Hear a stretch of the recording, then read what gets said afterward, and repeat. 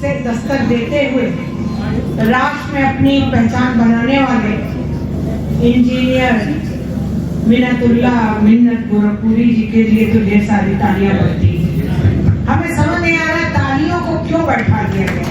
रेनू आप कब आई हो, पहले मैं आपका स्वागत करती हूँ, क्योंकि ऐसे बहनें जो कुछ करती हैं और करने के बाद उसका अर्थ भी आ जाता है समाज में। वैसे बहनें तो हमेशा, महिलाएं तो घर न चलाएं, परिवार न चलाएं, तो वास्तव में परिवार का चलना और चल के दौड़ने में फर्क आ जाता है जब महिलाएं उसको कायदे से उसको देखती हैं।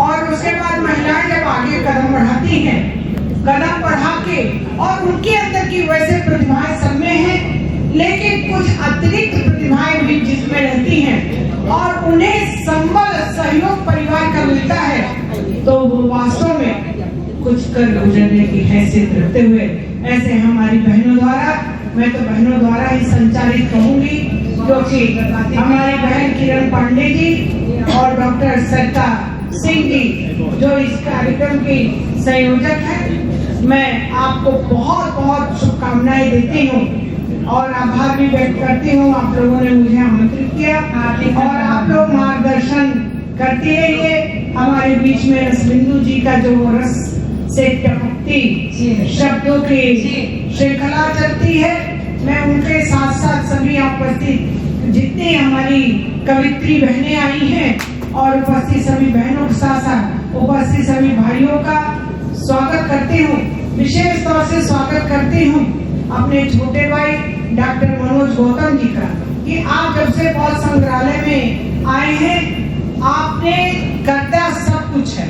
और मैं बार बार ये कहती हूँ, कुर्सी तो कुर्सी होती है, किसी की कुर्सी से पहचान होती है, कोई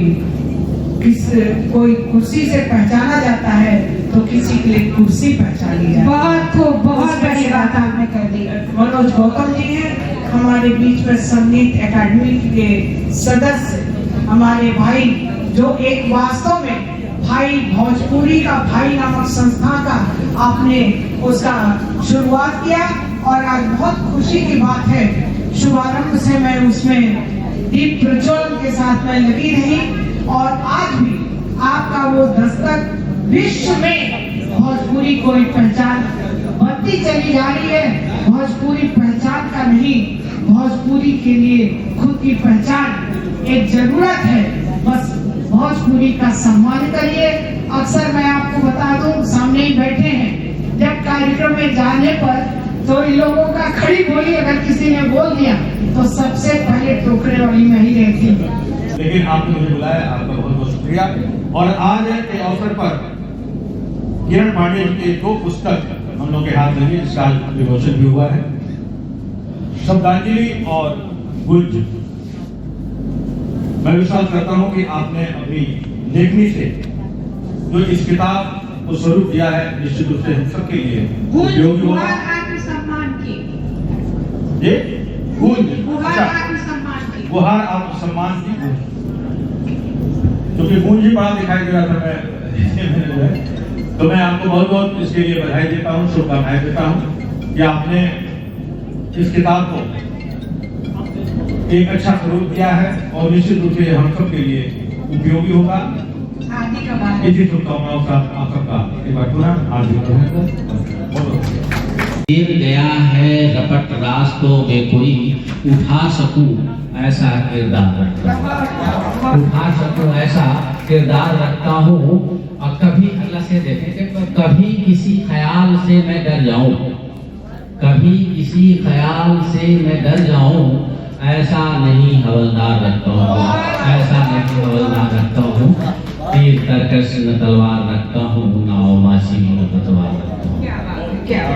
और सुखी मिन्नत ने कहा है कि हमको सुनाने को, मैं अपनी एक गजल सुनाने की कोशिश करता हूँ।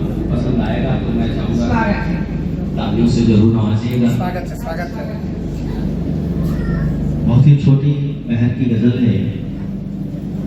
हम नहीं गरीब होते, उसका ताल बोल गया। तुम मेरे करीब मुश्किलों में जी लेता, तुम मेरे नसीब होते। हर शाम हसीन होती, हर शाम हसीन होती, गर मेरे मजीद होते। हर शाम हसीन होती, गर मेरे मजीद होते। तुम मेरे गरीब होते, हम नहीं गरीब होते। अगला से ख्वाहिशे जिंदा रहती, ख्वाहिशे जिंदा रहती, गर मेरे मेरी मिट्टी तेरी मिट्टी, मेरी मिट्टी तेरी मिट्टी, बोलो बोलो किस सरहद की मिट्टी।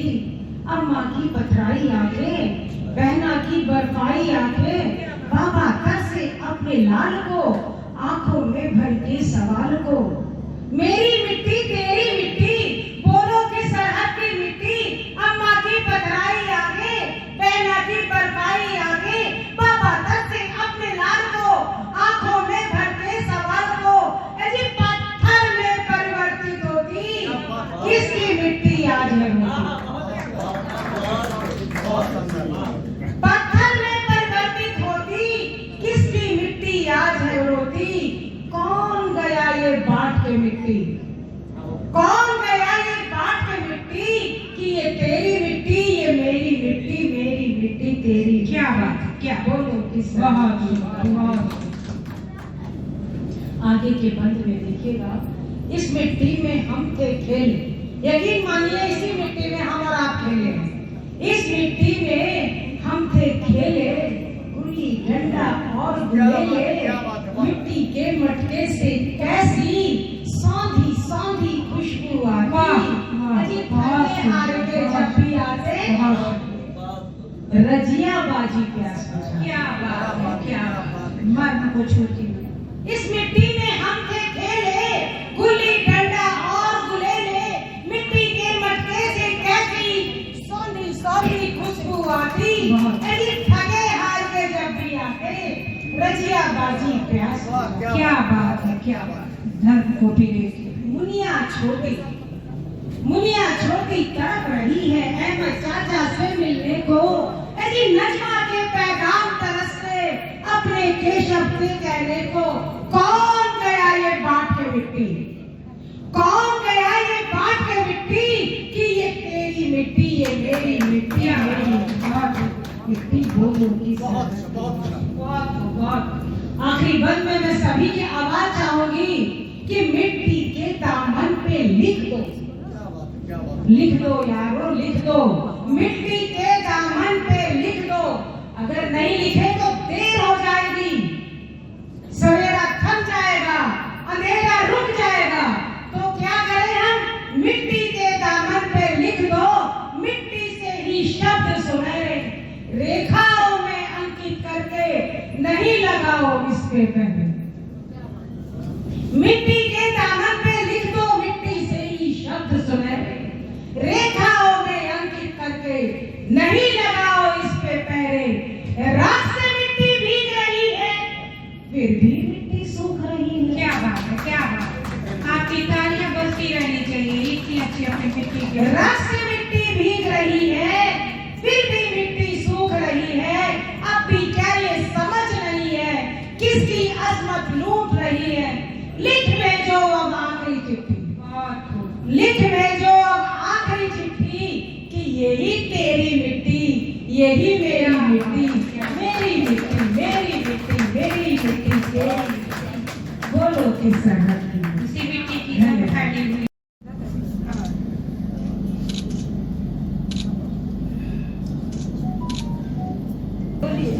और उसमें कभी कई लोगों ने काफी कुछ खोया है, कुछ तरीका का है। उन्होंने इसी पे लिखा है कि लो लिपटा हुआ कविता का शीर्षक है लो लिपटा हुआ जी हूँ। जी जी जी, स्वागत है आपका। लो लिपटा हुआ हूँ अब सफेद कपड़े में, लो लिपटा हुआ हूँ अब सफेद कपड़े में, लो सिमटा हुआ हूँ अब घर की आंगन की हवाओं में। बहुत खूब। लो लिपटा हुआ हूँ अब सफेद कपड़े में, लो सिमटा हुआ हूँ घर की आंगन की हवाओं में।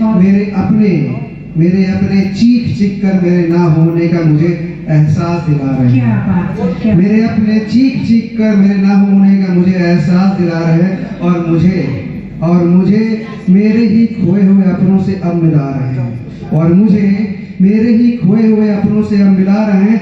देखो जरा इन रीति रिवाजों की विडंबना, मेरे अपने अब मुझे नाम से नहीं बुला रहे हैं। देखो जरा इन रीति रिवाजों की विडंबना, मेरे अपने अब मुझे नाम से नहीं बुला रहे हैं। लो लिपटा हुआ हूँ सफेद कपड़े में, लो सिमटा हुआ हूँ घर की आंगन की हवाओं में। क्या बात है, क्या बात है।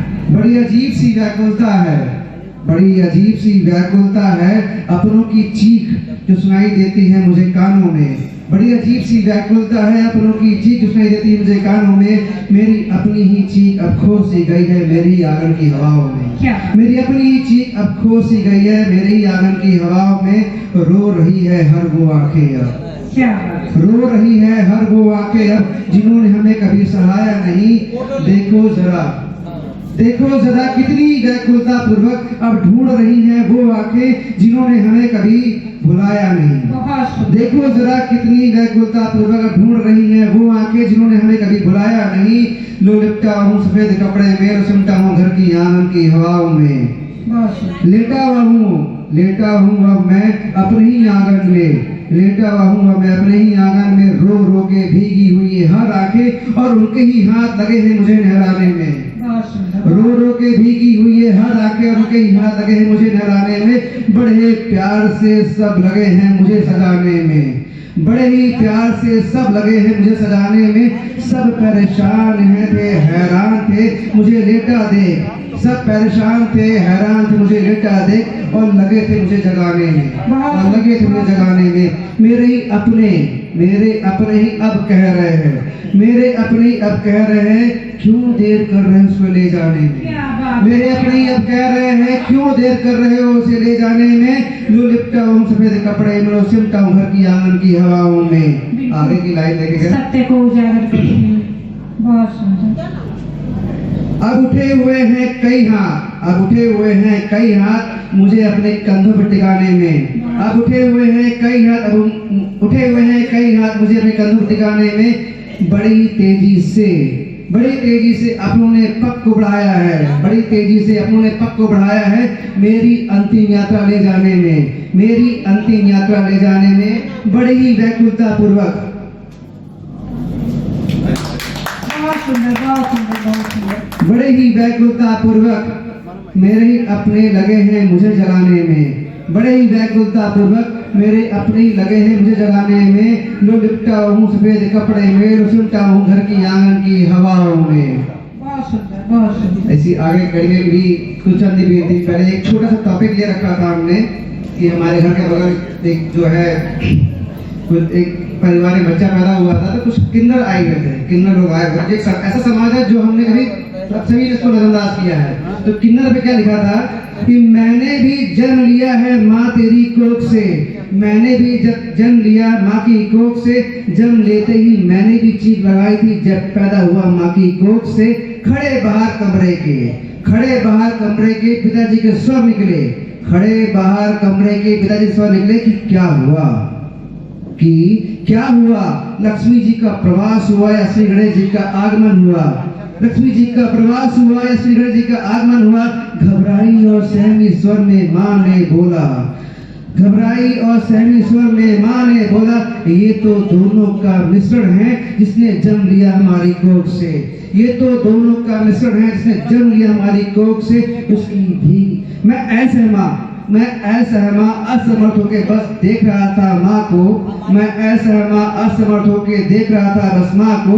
उसकी भीगी आंखें और गाल पे बहते आंसू सब बया कर रहे थे, उसकी भीगी आंखें और गाल पे बहते आंसू सब बया कर रहे थे, सारी दास्तां बया कर रहे थे। जब मैंने जन्म लिया माँ की कोख से, पिताजी के उक्त स्वर जो गलियारे से सुनाई दिए कि ये तो किन्नर है, ये तो किन्नर है जिसने जन्म लिया तुम्हारी कोख से।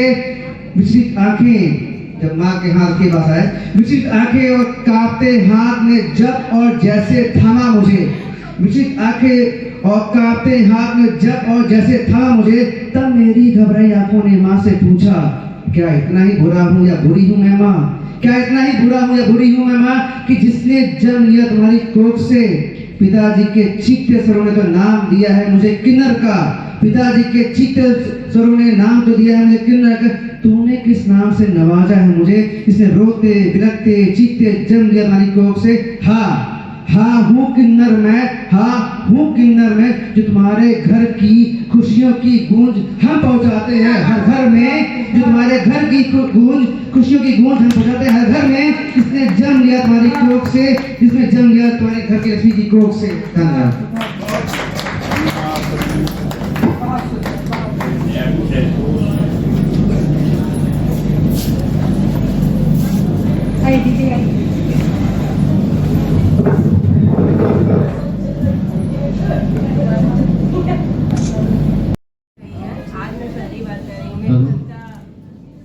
मेरी कविता दूरदर्शन और रेडियो स्टेशन में जाती रही, लेकिन कभी मैंने मंच नहीं किया है। क्या बात है। आज आप लोगों की सहानुभूति से मुझे ये आशीर्वाद मिला है। मैं अपनी कविता सुनाती हूँ। जिंदगी है रमन तो नमन चाहिए, जिंदगी है रमन तो नमन चाहिए, जीतना हो समर तो लगन चाहिए, जीतना हो समर तो लगन चाहिए। कोई चांदी नहीं सोने चांदी की बोली लगाते सभी, सोने चांदी की बोली लगाते सभी।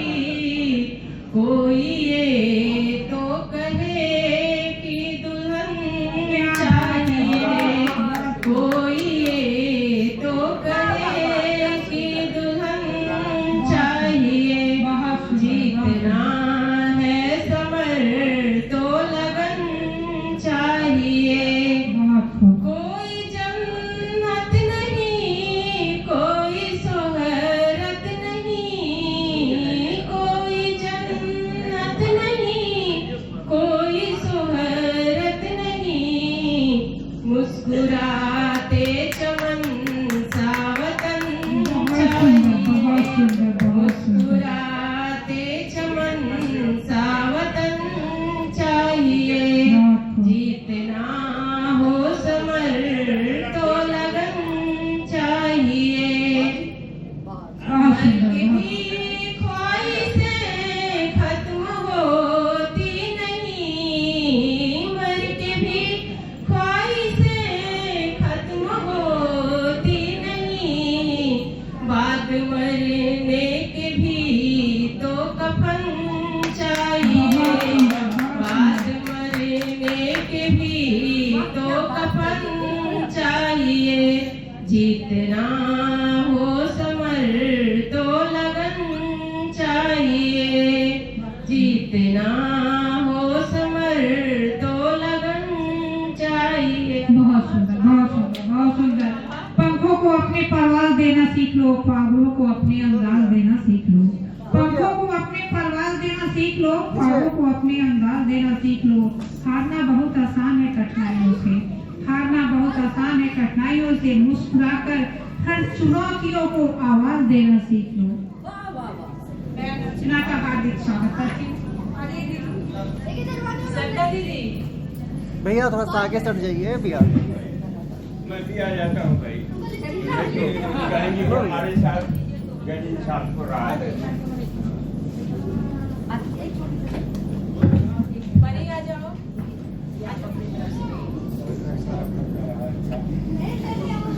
बड़ा अच्छा लगा। आप आ जाइए।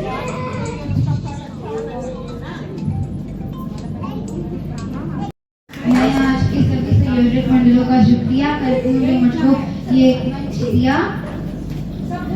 मैं आप सबके समक्ष सबसे छोटी कलम हूँ, इसीलिए आप सबका जरा आशीर्वाद चाहती हूँ।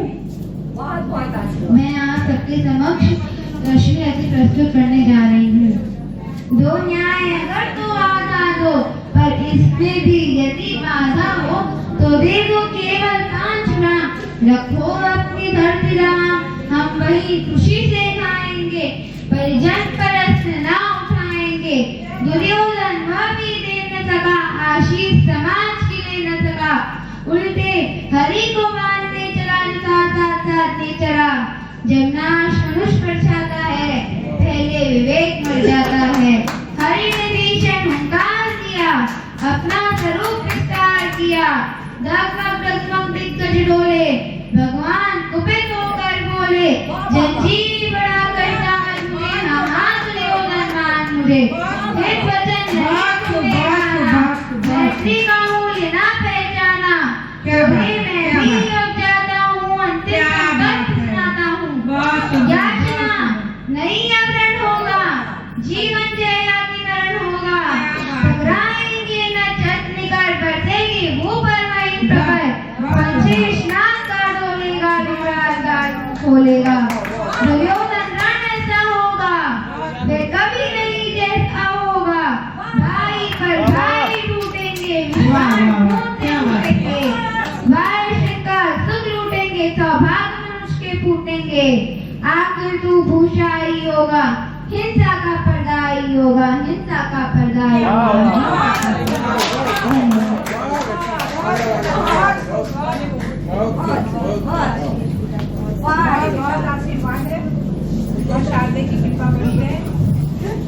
हमारे बीच हमारी बिटिया कनिष्का श्री अग्रवाल ने बहुत सुंदर कविता किया।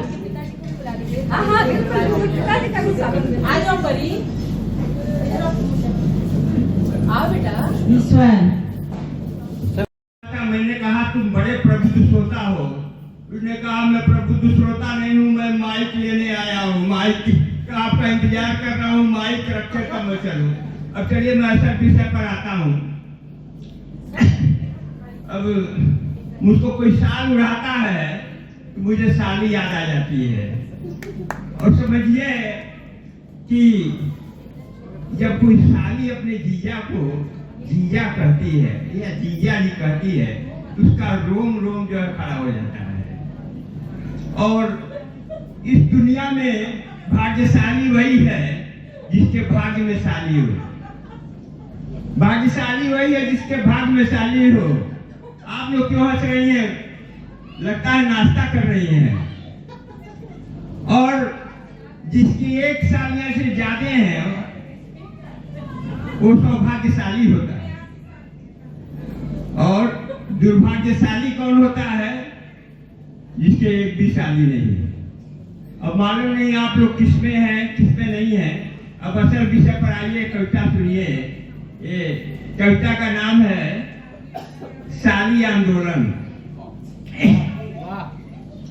पहले सुनाना चाहिए।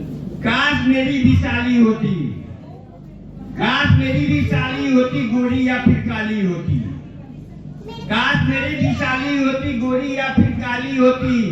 काली होती तो भी क्या गम, काली होती तो भी क्या गम, दिल से अगर दिलवाली होती। काली होती तो भी क्या गम, दिल से अगर दिलवाली होती। जब आती हो मेरे घर में, जब आती हो मेरे घर में, होली और दिवाली होती।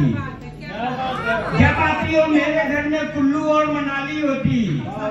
जब आती हो मेरे घर में, होली और दिवाली होती। जैसा मैंने सुना वो देखा, जैसा मैंने सुना वो देखा, वो आधी घरवाली होती। जैसा मैंने सुना वो देखा हो, वो आधी घरवाली होती।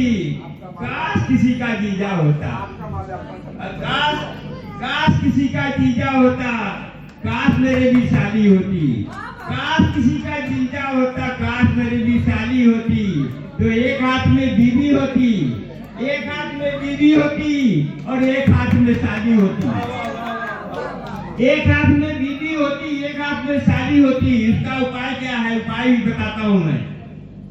साली के वास्ते आज हम विज्ञापन अखबार में देंगे, ऐड का जमाना है। देंगे, साली फिर भी नहीं मिली तो, साली फिर भी नहीं मिली तो ज्ञापन हम सरकार को देंगे, साली फिर भी नहीं मिली तो ज्ञापन हम सरकार को देंगे। बात अगर पूरी न हुई तो, बात अगर पूरी न हुई तो एक बड़ा आंदोलन होगा, बात अगर पूरी न हुई तो एक बड़ा आंदोलन होगा। उसके बाद अगर पड़ी जरूरत धरना जाम अनशन होगा। योगी जी हैं यहाँ, सुन ले बात। उसके बाद अगर पड़ी जरूरत धरना जाम अनशन होगा। सालियां अगर देश में कम है, विदेश से आयात कराओ, सब सामान आ रहा है, चाइना में मंगा लो, उसको दूसरी बदल देंगे साली, करा निकलेगी तो। सालियां अगर देश में कम है, विदेश से आयात कराओ। आज जिसके हैं 2-4 सालियां, उस पर साली टैक्स लगाओ, खूब अनाज बांटो फ्री में। सालियां अगर देश में कम है, विदेश से आयात कराओ। जिसके हैं 2-4 सालियां, उस पर साली टैक्स लगाओ। या उन बहुत साली वालों से, आपकी कितनी सालियां हैं? आपके कमी होगी, आपके मिश्रा जी जिसके हैं 2-4 सालियां, उस पर साली टैक्स लगाओ। या उन बहुत साली वालों से एक साली मुझको दिलवाओ, या उन बहुत साली वालों से एक साली मुझको दिलवाओ। साली की अभिलाषा रखकर, साली की अभिलाषा रखकर जो भी साली मर जाएगा, साली की अभिलाषा रखकर जो भी साली मर जाएगा, आत्मा उसकी भटकेगी, आत्मा उसकी भटकेगी और पुनर्जन्म फिर हो पाएगा। आत्मा उसकी भटकेगी और पुनर्जन्म फिर हो पाएगा। इसका बस उपाय यही है, इसका बस उपाय यही है। गर्भपात पर रोक लगाओ, गर्भपात को जो रुकाए उसको कड़ी सजा दिलवाओ, उसको कड़ी सजा दिलवाओ, उसको कड़ी सजा दिलवाओ। और कुछ सुना है? नहीं, कुछ सुनने वाले सुना देंगे। हमारे क्या किताब पढ़ी है, कोई दहेज में शादी है, कविता ही नहीं, श्रोता को कोई बात नहीं है। हमारे लिए तो पत्नी रात को जब 10 बजे जब जिंदा भी करती थी, जरा सा भौजी वाली कविता सुनाइएगा, जाइए सुनाइएगा। तो चलिए एक दूसरी कविता सुना देता हूँ। हाँ, वो बहुत पसंद आएगी। जो हर कवि जो है वो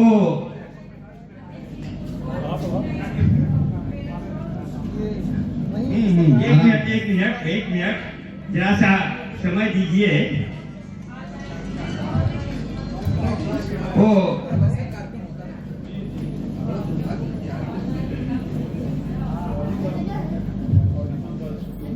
मेरी पत्नी कहा करती थी कि मैं सुहागन मरना चाहती हूँ। सुनिए ध्यान से सुनिए, एक घर घर की कहानी है, सुनिए।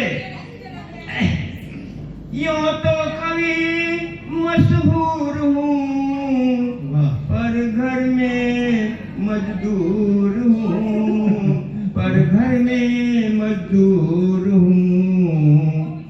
प्रातः 5 बजे उठ जाता, प्रातः 5 बजे उठ जाता, गैस जलाता, चाय बनाता, पत्नी तक उसको ले जाता, उसे जगाता और पिलाता। जी हजूरी करनी पड़ती, मैं इतना मजबूर हूँ, जी घर में मजदूर हूँ।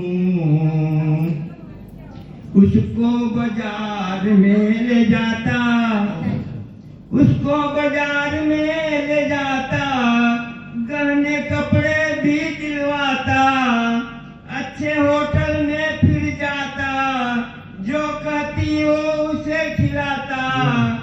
खुश हो क्यों कहती है तब, चमन का मैं अंगूर हूँ, जी घर में मजदूर हूँ। बात बात में गीदड़ भभकी, बात बात में गीदड़ भभकी, कभी बिदकती कभी उलझती, गौरैया कभी फुदकती, जबान पर ना काबू रखती, तैस में जब है वो आ जाती, कह देती लंगूरू, जी घर में मजदूरू। बात बात में गीदड़ बबकी, मैं के जाने की नित धमकी, धमकी सब औरतें देती हैं पति को, मैं के चली जाऊंगी देखती रहियो, मैं के चली जाऊंगी तू देखती रहियो। बात बात में गीदड़ बबकी, मैं के जाने की नित धमकी, करती अपनी सुनती सबकी, कभी कभी कह देती सनकी।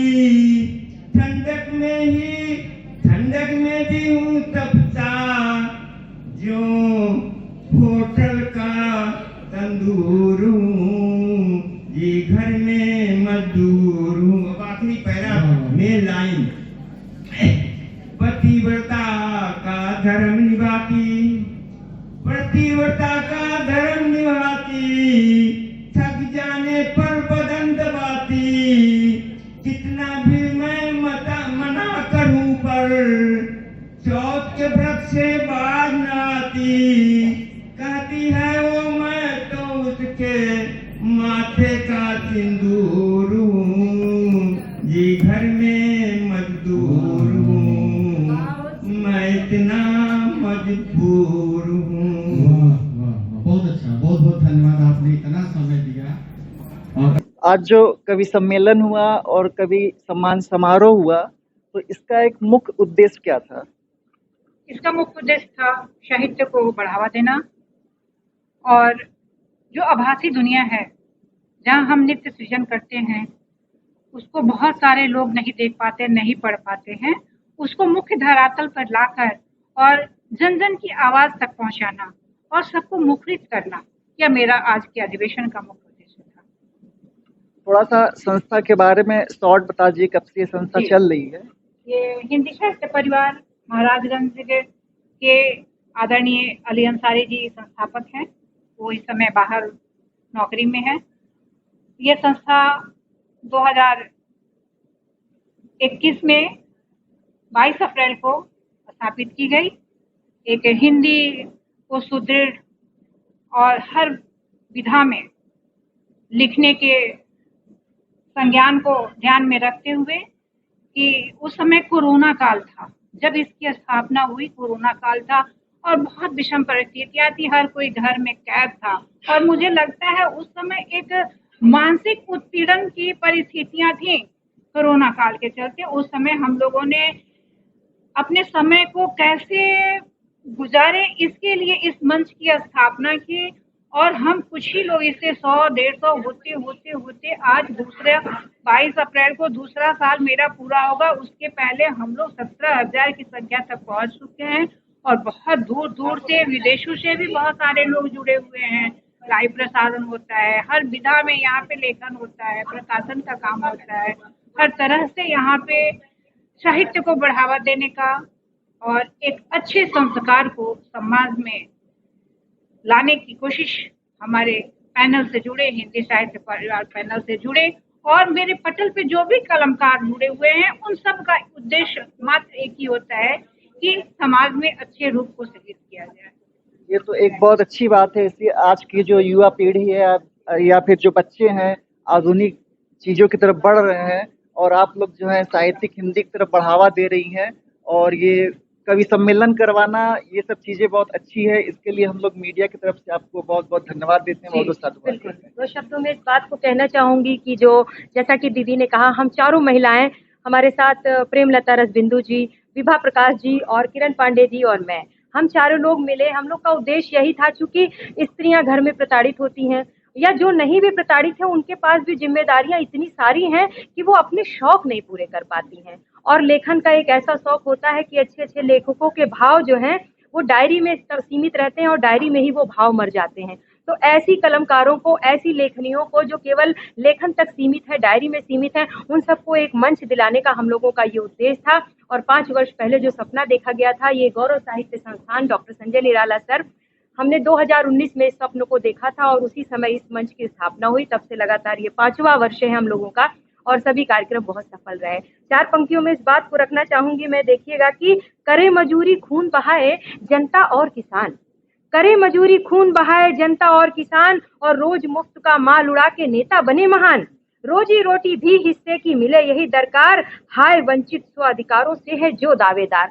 वो लोग जो दावेदार हैं, जिनको असली में मंच की जरूरत है, जो अच्छा लिखते हैं, अच्छा पढ़ते हैं, किसान हैं या देश की जनता है, सब बदहाल हैं। ऐसे सभी बदहाल लोगों को, ऐसे सभी दुखी लोगों को ये मंच सदैव हृदय से स्वागत करता है। बिल्कुल आप हमारे मंच पर आएं, अपने मनोभाव हमसे साझा करें। ये मंच खुला अवसर आपको दावत दे रहा है यहाँ पर मंच पे आने की, अपनी प्रतिभा निखारने की और पढ़ने की। मैं विभा प्रकाश, यही मेरी जन्मभूमि गोरखपुर है, लेकिन कर्मभूमि मेरी लखनऊ है। तो मेरे मन में बहुत ही व्याकुलता थी कि मैं अपने माटी के लिए कुछ करूं, माटी की तरफ जाऊं, क्योंकि बहुत सारे राष्ट्रीय और अंतर्राष्ट्रीय स्तर के पुरस्कार मुझे मिल चुके हैं। तो ये अगर मेरी आप दो इस चैनल को बहनें, पहली बार देख रहे ये हम हैं लोग तो कृपया इस आइए चैनल ना। को सब्सक्राइब करें ताकि आने वाले ये वीडियो का मुझे, नोटिफिकेशन सबसे आभासी पहले पटल से आपको हमारा वो हुआ। मिले। धन्यवाद। आभासी पटल से हम मिले और इतने दिल के करीब हो गए कि अब मेरे अंदर ये तड़प है कि मैं जल्दी से जल्दी गोरखपुर आया करूं, और आती हूं बस इसी उसमें। और ये नित्य प्रति ये लोग प्रगति के पथ पर आगे बढ़ रही हैं, बहुत अच्छे कार्यक्रम का आयोजन करती हैं, और इसके लिए बहुत बहुत ईश्वर से शुभकामना है कि इसी तरह निरंतर अपने कर्म पथ पर आगे बढ़ती रहे। साहित्य की सेवा हम सब मिलकर कर रहे हैं, और बस जय भारत, वंदे मातरम।